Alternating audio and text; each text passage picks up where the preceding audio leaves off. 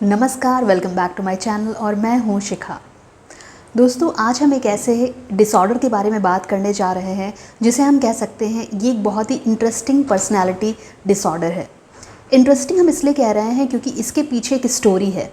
Greek mythology के हिसाब से एक स्टोरी बहुत ही प्रचलित है जिसके बाद ये नार्सिस्टिक ट्रेड या नार्सिस्टिक बिहेवियर एग्जिस्टेंस में आया। ग्रीक माइथोलॉजी में कहा जाता है कि एक लड़का था जिसका नाम था नार्सिस एक लड़का था जिसे एक लड़की ने प्रपोज़ किया। जब उस लड़की ने उसको प्रपोज़ किया, उस लड़के ने उसको रिजेक्ट कर दिया और रिजेक्ट करने के बाद वो ऑलरेडी उसके अंदर ये चीज़ें मौजूद भी थी। वो खुद को बहुत ही काबिल और बेहतरीन समझता था, लेकिन इस इंसिडेंट के बाद उसको ऐसा लगने लगा कि वो न जाने कौन सा कोहिनूर का हीरा है। इसके बाद वो अपने आप से इतना प्यार करने लगा कि कहा जाता है कि वो पागल हो गया। ऐसा कहा जाता है कि वो रोज़ नदी के किनारे जाता था, नदी में अपनी छाया देखता था और ये कहता था कि मैं कितना बेहतरीन, कितना खूबसूरत हूँ और मैं लाजवाब हूँ। ऐसा करते करते वो एक दिन बिल्कुल ही पागल हो गया और उसका बिहेवियर एकदम ही अजीब सा और बहुत ही ऑकवर्ड सा हो गया। इस स्टोरी के बाद से ही ये बिहेवियर एग्जिस्टेंस में आया और ऐसे लोगों को जो सेल्फ लव में इतने ज़्यादा डूबे होते हैं कि वो लोगों के लिए ख़तरा बन जाते हैं और एक तरीके से पागल सिद्ध हो जाते हैं, उन लोगों को कहते हैं नार्सिस्टिक पर्सनैलिटी पीपल। और इस तरीके की अवस्था या डिसऑर्डर को कहते हैं नार्सिस्टिक पर्सनैलिटी डिसऑर्डर। अच्छा, अगर ये कहा जाए कि सेल्फ लव होता है, घमंड होता है, इमोशंस की कमी होती है और ये सारी चीज़ें आप कहोगे कि तो मैंने फला पर्सन में देखी थी, ये इस पर्सन में देखी थी, या ऐसी चीज़ें तो मुझ में भी दिखती हैं। देखिए, दिखती हैं, लेकिन ये ज़रूरी नहीं है कि आप नार्सिस्ट हों ही। कुछ 9 क्राइटेरियाज़ दिए गए हैं। उन 9 क्राइटेरियाज़ में से अगर 5 क्राइटेरियाज़ में कोई एक इंसान फिट बैठता है या कोई इंसान के अंदर वो सारी चीज़ें पाई जाती हैं जो हम अभी कहने वाले हैं, तो उसको नार्सिस्टिक पर्सनालिटी डिसऑर्डर से डायग्नोज किया जा सकता है। और ऐसे इंसान को थेरेपी की बहुत ज़रूरत होती है, क्योंकि अगर ये अपने मैक्सिमम बिहेवियर पर पहुंच गए तो ये ख़तरा होते हैं समाज के लिए भी, और ये बहुत ही अजीब सा एनवायरनमेंट क्रिएट कर देते हैं लोगों के इर्द गिर्द, और कहीं ना कहीं अपने लिए भी ये बहुत बड़ा ख़तरा होते हैं। तो आइए जानते हैं कि ये कौन लोग होते हैं और इनके अंदर क्या ऐसे पैटर्न्स होते हैं या क्या क्या ऐसे क्राइटेरियाज़ हैं जिनके अंदर आने वाले लोगों को नार्सिस्टिक पर्सनालिटी डिसऑर्डर वाला पीपल या डिसऑर्डर पीपल कहा जाता है। तो आइए जानते हैं वो सारे क्राइटेरियाज़ जिनको फुलफ़िल करना ऐसे लोगों को डायग्नोज करने के लिए ज़रूरी है। देखिए, ज़िद बच्चे भी करते हैं और बड़े भी करते हैं, लेकिन कुल ऐसे 9 क्राइटेरियाज़ दिए गए हैं जो कि फुलफ़िल करते हैं एक इंसान को नार्सिस्टिक पर्सन डिक्लेयर करने में।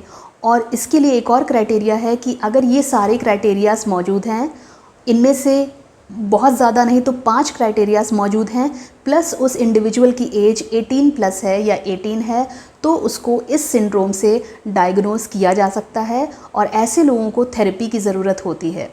तो आइए जानते हैं वो क्या क्राइटेरियाज़ हैं। तो जो फर्स्ट क्राइटेरिया है, जो पहला लक्षण है, वो है सेल्फ लव, मतलब खुद से प्यार। अब आप ये कहेंगे कि मैम, अगर मेरे आपने वीडियोस फॉलो किए हैं तो हमने हर बार ये कहा है, स्पेशली जब ब्रेकअप की सिचुएशन होती है, खुद से प्यार करो। देखिए, खुद से प्यार करो, लेकिन खुद से ही प्यार करो, ये एक अलग चीज़ है। खुद से प्यार करना एक अलग चीज़ है और ख़ुद से ही प्यार करना एक बहुत ही बड़ी डिफरेंट चीज़ है, जो कि एक ख़तरनाक बिहेवियर पैटर्न है। देखिए, नार्सिस्टिक लोग खुद से ही प्यार करते हैं। देखिए, मैं ऐसे लोगों से मिल चुकी हूँ और ऐसे लोगों की काउंसलिंग भी कर चुकी हूँ जो खुद के प्यार में इतना डूबे होते हैं कि उनको आगे वाला इंसान बिल्कुल बेवकूफ़ लगता है, उसके अचीवमेंट्स बिल्कुल बेकार लगते हैं। जनरली क्या होता है कि आप अगर ऐसे इंसान के साथ रह रहे हैं या ऐसा कोई आपका फ्रेंड है या ऐसा कोई भी है जिसे आप जानते हैं, आप कभी भी देखेंगे, आप अपना अचीवमेंट या अपना सक्सेस या अपना रिपोर्ट कार्ड, अगर आपने बहुत अच्छा स्कोर किया है, आप उसको जा कर के बताइए तो वो 100% ये कहने वाला है कि तुमने क्या किया ही क्या है। ये मार्क्स कोई मार्क्स हैं, मैंने तो ये किया था। मतलब वो खुद के प्यार में इतने डूबे होते हैं, सेल्फ इम्पॉर्टेंस उनके अंदर इतनी होती है कि अगले की सक्सेस, अगले का काम बिल्कुल ज़ीरो है। उन्होंने जीवन में जो कुछ भी किया है वो सर्वोपरि है और वो ही हर चीज़ कर सकते हैं। मैंने बहुत से अपने स्टूडेंट्स को भी देखा है कि कई बार नो डाउट ऐसे लोग पढ़ने में भी अच्छे होते हैं, कई बार अपने काम में बहुत अच्छे होते हैं, लेकिन वो अच्छापन उनके सर पे चढ़ा होता है और इतना चढ़ा होता है कि वो खुद को ही इम्पोर्टेंस देते हैं, अगले इंसान को इम्पोर्टेंस नहीं देते हैं। तो मैं बात कर रही थी मेरे स्टूडेंट्स की। ऐसे बहुत से स्टूडेंट्स को मैंने डील किया है। एक तो स्टूडेंट इतना अच्छा था पढ़ने में, इतना अच्छा था कि मतलब इमेजिन नहीं कर सकते, ऐसा लगता था कि अगर वो कोई भी एग्ज़ाम देगा तो वो क्रैक कर लेगा। लेकिन एक चीज़ जिसने उसको मेरी नज़र से उतार दिया वो ये था कि वो इतना ज़्यादा ओवर कॉन्फिडेंट हो गया था कि उसको लगता था कि उसके आगे और कोई क्लास में एग्जिस्ट ही नहीं करता।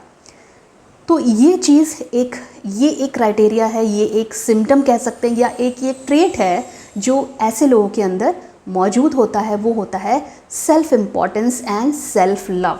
खुद से ही प्यार करना और सिर्फ वही इम्पॉर्टेंट है, उनका ही काम इम्पॉर्टेंट है, बाकी सब बेवकूफ़ हैं। नाउ जो दूसरा क्राइटेरिया या दूसरा ट्रेट है वो है फैंटसीज़। मतलब ऐसे लोग फैंटसीज़ में रहते हैं।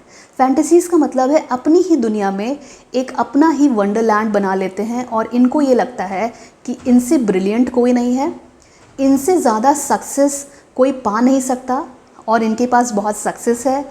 इनकी ब्यूटी तो अनमैचेबल है, ये अप्सरा है या बिल्कुल ये देवता जैसी खूबसूरती वाले हैं।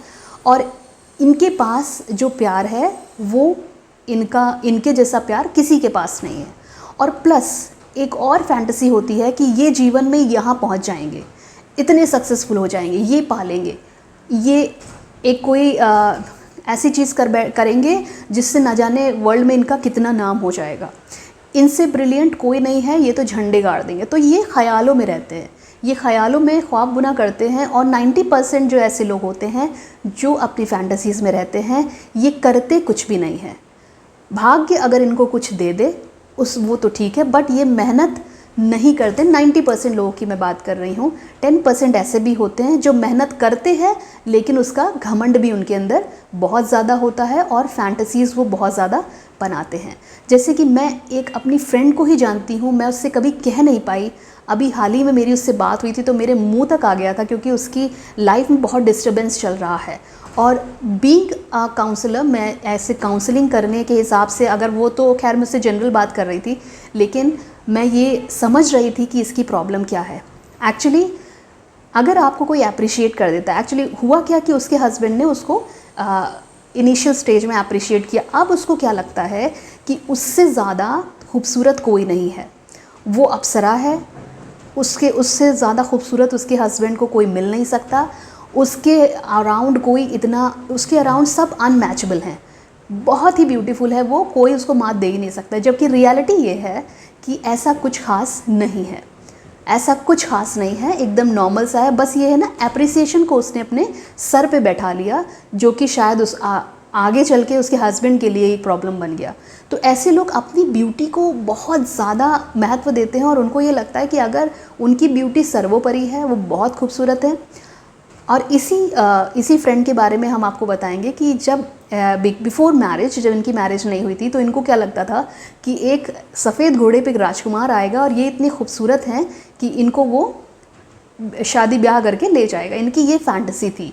अब हुआ क्या कि जो नॉर्मल, जो अब आप इतना एक्सपेक्टेशन कर देंगे, इतना ज़्यादा एक्सपेक्ट कर देंगे कि आपको बिल्कुल राजकुमार मिलने वाला है, जबकि जैसे आप हैं, जिस लोकेलिटी को आप बिलोंग करते हैं, वैसे ही आपके माँ बाप आपके लिए कोई इंसान चुन करके लाएंगे। तो अब वो चीज़ें उसके ख्यालों से मैच नहीं हुई, और क्योंकि वो मैच नहीं हुई तो इतना डिस्टर्बेंस उसकी लाइफ में हो गया है just because of this personality disorder. तो कहने का मतलब ये है कि ऐसे लोग खुद को ही सर्वोपरि मानते हैं और उनको ऐसे लगता है, और वो फैंटेसाइज करते हैं, मतलब ख्यालों में रहते हैं कि ये कर देंगे, वो सर्वोपरि हैं और कोई आएगा जो उनके लिए ये कर देगा। तो ख्यालों में डूबे रहना इनका दूसरा पर्सनैलिटी ट्रेट होता है, और ये एक क्राइटेरिया है जो इस सिंड्रोम का या इस डिसऑर्डर का सेकंड क्राइटेरिया कहलाता है। नाउ जो थर्ड क्राइटेरिया है या थर्ड ट्रेट है वो ये है, ये खुद को बहुत स्पेशल और बहुत यूनिक समझते हैं। कहने का मतलब ये है ये दुनिया से सबसे अलग हैं और ये दुनिया में सबसे स्पेशल हैं। इतने स्पेशल कि हम जैसे ऑर्डिनरी लोग तो इनको समझ ही नहीं सकते। बहुत सारे ऐसे लोग होंगे जिनको आपने कहते सुना होगा यार तुम नहीं समझोगे, भले वो खुद गलत हों लेकिन वो कभी खुद की गलती नहीं मानेंगे। अगर आप उनसे कह दो कि नहीं तुमको ये इम्प्रूवमेंट की ज़रूरत है तो वो ये कहेंगे तुमको कुछ नहीं मालूम है, मेरी बात तो कोई ऐसा ही समझ सकता है। एक स्टूडेंट एक मेरे पास आता था, उसने एक बार ये बोला था अपने फ्रेंड से कि मेरे जो नॉलेज है, मैं जो कर सकता हूँ ना वो तो कोई साइंटिस्ट वाला लेवल का नॉलेज है।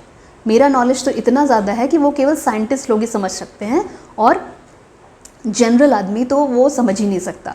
तो ऐसे लोगों को क्या लगता है कि दुनिया में भगवान ने इनको क्रिएट किया है बहुत स्पेशल और ये बहुत यूनिक हैं, ये अनमैचेबल हैं, इनके जैसा कोई नहीं है और इनको समझने के लिए कोई स्पेशल इंसान ही चाहिए, स्पेशल लोग ही इनको समझ सकते हैं क्योंकि ये यूनिक हैं। अब जो फोर्थ क्राइटेरिया है वो ये है कि इनको हमेशा तारीफ़ चाहिए, भले ये कुछ भी ना करें लेकिन इनको तारीफ़ चाहिए। इनके लिए तारीफ़ के 2 शब्द 100 शब्द सब कम पड़ जाते हैं। इनको हमेशा हमेशा एप्रिसिएशन चाहिए तो चाहिए।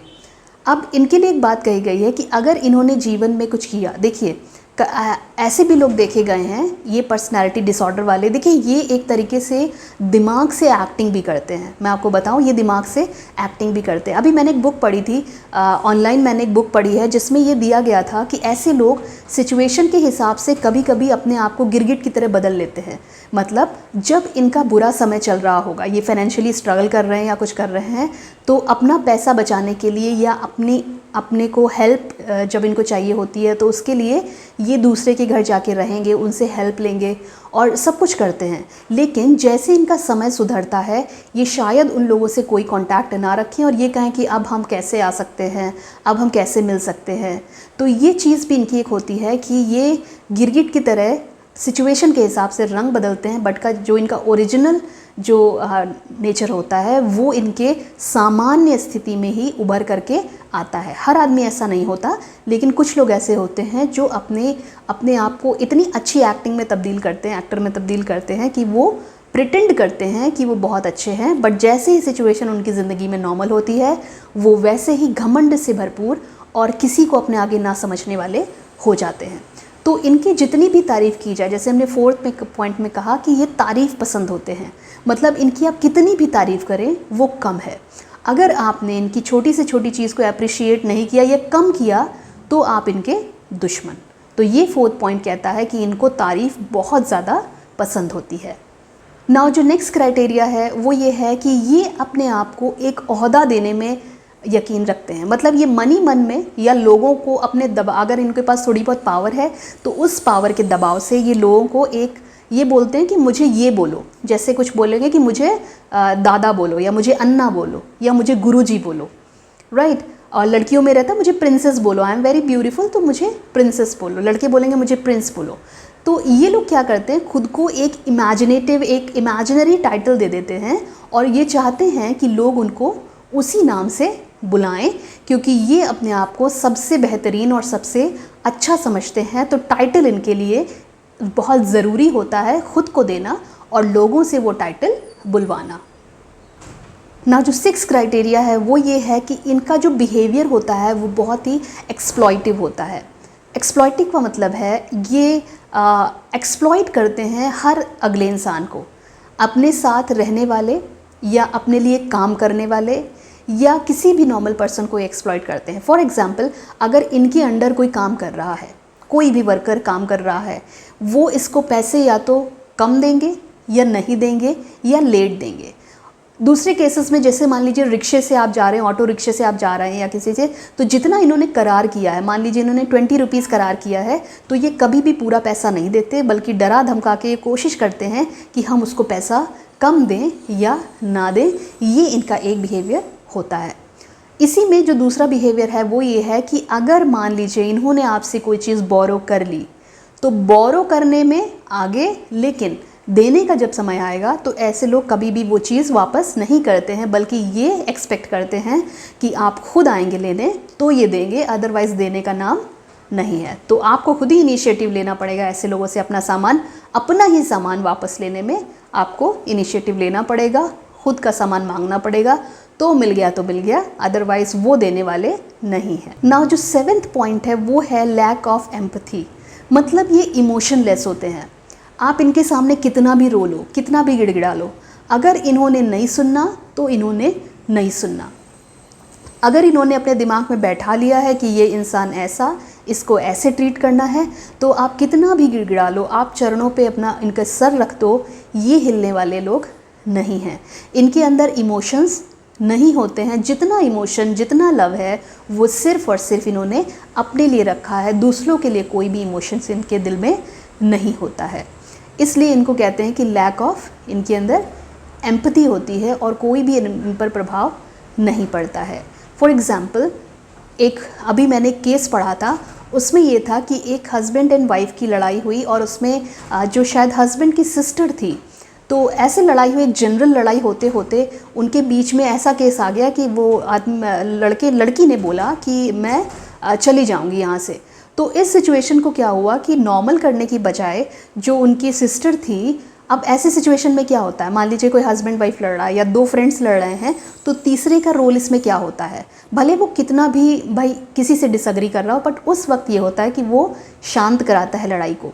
बट उस केस में क्या हुआ कि जो उसकी सिस्टर थी उसने उस समय उस लड़की की इतनी बुराइयां उजागर कर दी कि वो ये करती, वो करती है, कि उनका जो लड़ाई थी और जो अलग रहने की बात थी वो क्या हो गई, एक डिवोर्स के केस तक पहुंच गई। मतलब अभी तो वो सिर्फ इधर अलग रहने की बात कर रहे थे, लेकिन एक नार्सिसिस्टिक पर्सन ने क्या किया, उस एक लड़ाई झगड़े को या डिवोर्स की बात जो सिर्फ चल रही थी उसको बढ़ा दिया, क्योंकि उसने उस समय भी उन दोनों को समझाने के बजाय क्या किया, उस लड़की की कमियां गिनाना उस समय शुरू कर दिया, जो कि बिल्कुल भी गलत था और नॉर्मली ऐसा कोई नहीं करता है। उस समय या तो तीसरा इंसान चुप बैठ जाता है या फिर ये कहता है कि चलो झगड़ा छोड़ो, बाद में बात करेंगे। लेकिन उस समय अगर कोई इंसान ऐसा कर रहा है तो वो नार्सिसिस्टिक पर्सनालिटी डिसऑर्डर से पीड़ित है, और ऐसे इंसान बहुत ही ज़्यादा अग्रेसिव होते हैं। वो कोई मौका नहीं छोड़ते आपको जलील करने का, और आप पर कोई भी लांछन लगाने से वो कभी भी नहीं चूकते। जो 8th पॉइंट है वो ये है, ये जेलसी फैक्टर बहुत होता है इनके लिए। मतलब अगर आप अपनी सक्सेस या कोई अचीवमेंट कुछ आप इनसे शेयर करें तो ये जेलस हो जाते हैं, इनको अच्छा नहीं लगता। बट ये प्रिटेंड ऐसे करते हैं कि हाँ अच्छा ये बात, बट ये बहुत जेलस होते हैं। आपकी खुशी में शामिल होना इन्हें पसंद नहीं होता है। ऐसा क्यों होता है? क्योंकि ये खुद को सुपीरियर मानते हैं कि मैं ही ऐसा कर सकता हूँ या मैं ही ऐसा कर सकती हूँ, मेरे बिना, मेरे सपोर्ट के बिना, या मैं नहीं कर पाया, इसने कर लिया। ऐसे सारी सिचुएशन की वजह से, इन सारे ख्यालों की वजह से ये खुद को सुपीरियर समझते हैं, इसलिए ये दूसरे की सक्सेस, दूसरे के अचीवमेंट से ये जेलस होते हैं, बल्कि कभी प्रिटेंड नहीं करते और ख़ुद को सुपीरियर समझते हैं और ये समझते हैं कि इसकी सक्सेस तो एकदम तुच्छ है, मैं करूँ या मैं करता तो शायद यहाँ नहीं कहीं और पहुँच चुका होता। तो इनके हिसाब से वो इंसान तुच्छ है, जबकि अंदर ही अंदर ये बहुत ही ज़्यादा जेलस होते हैं और बहुत ज़्यादा जेलसी फील कर रहे होते हैं। और फैक्ट ये होता है कि इनको लगता है कि इसने कैसे कर लिया, मैं क्यों नहीं कर पाया। तो ये जेलसी फैक्टर होता है 8th क्राइटेरिया, जो कि नार्सिसिस्टिक पर्सनालिटी डिसऑर्डर का एक ट्रेट है। ना जो 9th पॉइंट है और बहुत इम्पॉर्टेंट पॉइंट है वो ये है कि इनका जो नेचर होता है ये बहुत एरोगेंट होते हैं, ये बहुत घमंडी होते हैं, ये कभी भी किसी से सीधे मुंह बात नहीं करते, अपने ही एटीट्यूड में रहते हैं। मतलब एटीट्यूड इशू इनके साथ बहुत ज़्यादा होता है। अगर ये किसी महफिल में भी जाएं, किसी भी गैदरिंग में जाएं, तो ये मुंह चढ़ा करके ऐठे हुए अलग बैठे रहते हैं। इनको किसी से बात करने का कोई मन नहीं है, ना ये करना चाहते हैं, क्योंकि इनको ये लगता है कि इस पूरी पार्टी में सबसे यूनिक, सबसे स्पेशल, सबसे खूबसूरत और ब्रिलियंट यही हैं और इनके जैसा यहाँ कोई नहीं है, अनमैचेबल है। तो ये लोगों से बात क्यों करें या लोगों में ये मिक्स क्यों हो। और इसी के चलते ये अपना एटीट्यूड शो करते हैं, जिसकी वजह से इनकी जो इमेज है वो एक बहुत ही घमंडी इंसान के तौर पे आती है। और ये बहुत ही घमंडी होते हैं, मतलब बदतमीज़ी से बात करना इनकी ज़ुबान पे होता है। ये आपसे कभी भी अच्छे से बात नहीं करेंगे। बहुत ही एरोगेंट होते हैं ये, कभी भी कुछ भी बोल सकते हैं, कभी भी किसी का लिहाज नहीं करते, और ये लोग हमेशा ही हमेशा अपने में ही चूर रहते हैं, अगले को कुछ भी नहीं समझते। तो इनका ऐसा नेचर होने की वजह से कभी कभी जो सामान्य लोग इनके इर्द गिर्द होते हैं उनका जीवन बहुत ही ज़्यादा मुश्किल हो जाता है।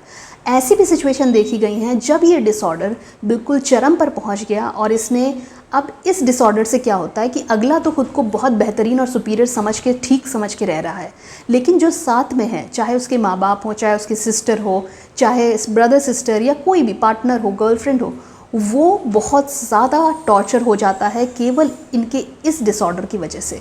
तो बहुत ज़रूरी है फ्रेंड्स कि अगर आप ये सारे जो हमने आपको क्राइटेरिया बताए, ये सारे या इनमें से कोई 5 भी अगर आप अपने अंदर या अपने सराउंडिंग में किसी में भी देख रहे हैं, अगर आपको लगता है कि कोई इन सब चीज़ों से पीड़ित है, तो आप प्लीज़ उनको एक साइकोथेरेपी की सलाह दीजिए, उनको समझाइए कि ये एक डिसऑर्डर है जो समय चलते साइकोथेरेपी से सही हो सकता है। अगर इसको अभी शुरुआती दौर में कंट्रोल नहीं किया गया तो आगे चल के पता है क्या होता है कि ये जो नार्सिसिस्टिक लोग होते हैं ये थेरेपिस्ट से भी झूठ बोलते हैं। मतलब वहाँ जाकर के भी ये इतनी अच्छी एक्टिंग करते हैं, इतना अच्छा खुद को प्रिटेंड करते हैं जैसे कि पूरी दुनिया गलत और ये सही और इनके साथ गलत हो रहा है, और बाकी सब गलत हैं और इनको ये बिल्कुल सही है। तो ये अगर चरम पर ये सिंड्रोम पहुंच गया तो ये ख़तरनाक हो जाता है सबके लिए। तो ज़रूरी है कि समय रहते इसको डायग्नोस करके इसको क्योर किया जाए साइकोथेरेपी के ज़रिए। और अगर आप किसी को जानते हैं तो प्लीज़ बात करिए, समझाइए। अगर आप में इनमें से कोई भी लक्षण है तो समझिए। आप तो अगर आप वीडियो देख रहे हैं तो कहीं ना कहीं आप खुद समझ रहे होंगे और आप समझदार हैं, इसीलिए शायद आपने अंत तक देखने का एक, कहते हैं ना, एक स्टेप लिया, आपने इतनी हिम्मत करी कि हम ये अंत तक देखें क्या ये मुझ में तो नहीं है। ये भी एक बहुत बड़ी हिम्मत है। तो आज के लिए इतना ही। नार्सिसिज्म पर हम और भी वीडियोस लाएंगे। हमारे आगे के वीडियोस को देखते रहिए, बेल आइकन को प्रेस कर दीजिए ताकि आपको नोटिफिकेशन मिलता रहे। और उम्मीद करते हैं कि ये वीडियो आपकी लाइफ में कुछ ना कुछ वैल्यू ज़रूर ऐड करके गया होगा, आपको कुछ कुछ ज़रूर सिखाया होगा, कुछ अवेयरनेस ज़रूर स्प्रेड की होगी। तो आज के लिए इतना ही। हमारे चैनल को सब्सक्राइब करिए, इस वीडियो को लाइक करिए अगर आपको पसंद आया है। आपकी सजेशन, आपकी सलाह, आपकी जो भी राय है, आपके जो भी प्रॉब्लम्स हैं वो कमेंट के ज़रिए आप हमें ज़रूर बताइए। मैं आपको 1-to-1 सल्यूशन ज़रूर दूंगी। तो आज के लिए इतना ही। हमें आपके कमेंट का इंतज़ार है। टिल देन आज के लिए इतना। Bye for now, take care, bye bye.